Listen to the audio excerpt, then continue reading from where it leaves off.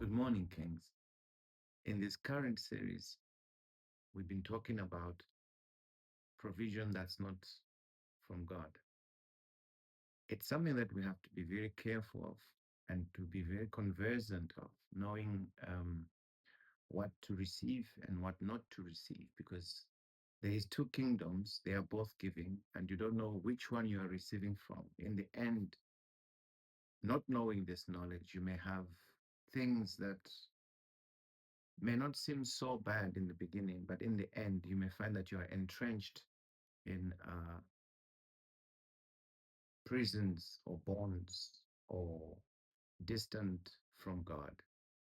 You find yourself in a situation where your prayer life is distant, cold. That hunger for God, you find that it's dying. Now, these things are carefully designed by the kingdom of darkness, that they look like they are from the kingdom of God, but they are not. So in this series, we've been talking about provision that is not from God. We have covered a lot of topics. We should follow it and check on our link. Uh, the last one, which is very, very important, is how to know that that which you are receiving, or that which you are about to receive, is from God. This is very important for the children of God to know, um, because it's not just about prayer. It's not just about um,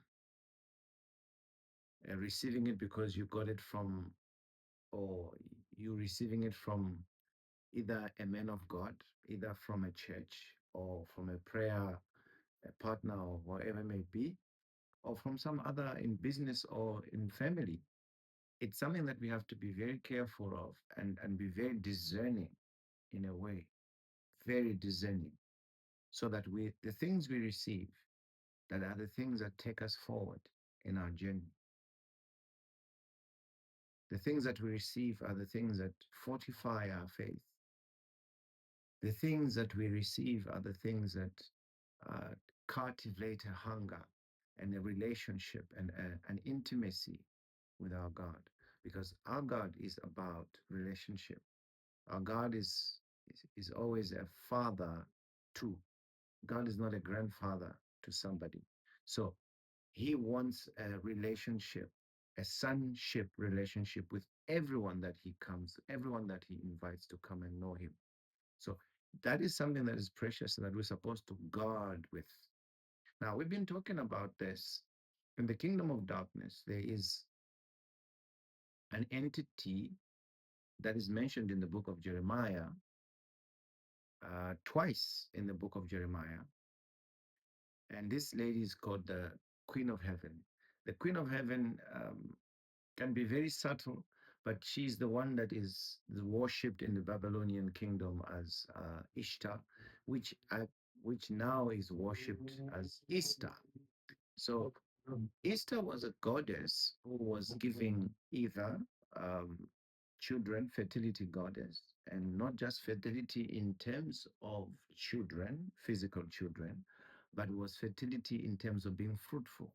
But we see that God gave us fruitfulness as a blessing in the garden. He says, be fruitful and multiply.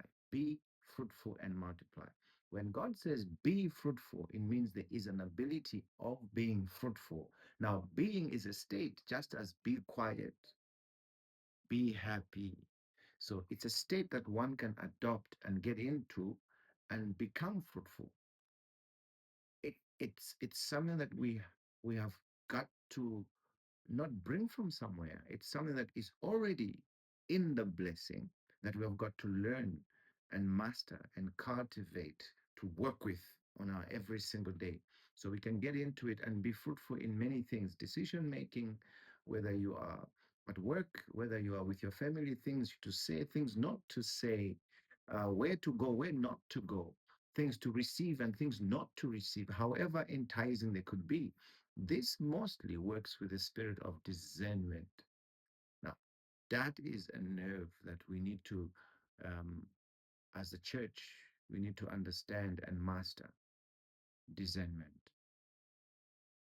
But in conclusion, I just want to say to you that look into this. It's a 10-part series. Look into it, read through it.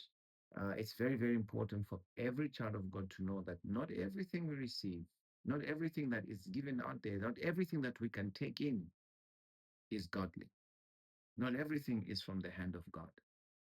Some of the things that even poise themselves as great things, great opportunities that we've been waiting for, that we've been praying for, they may come disguised, but from the kingdom of darkness, such that when you get them in the near future, you regret, such that when you get them in the near future, you find that you are so distant from God.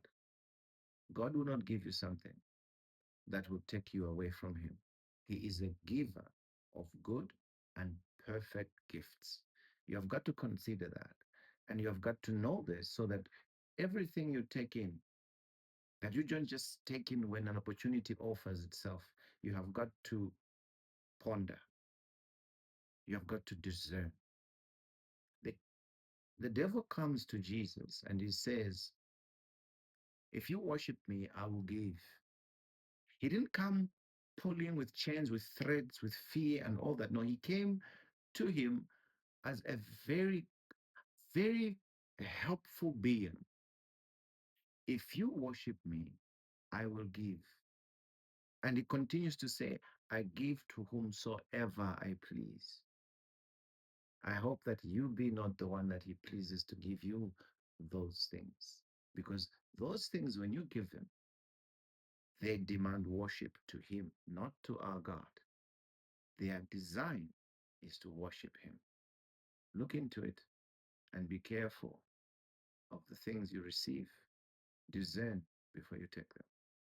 Have a blessed day.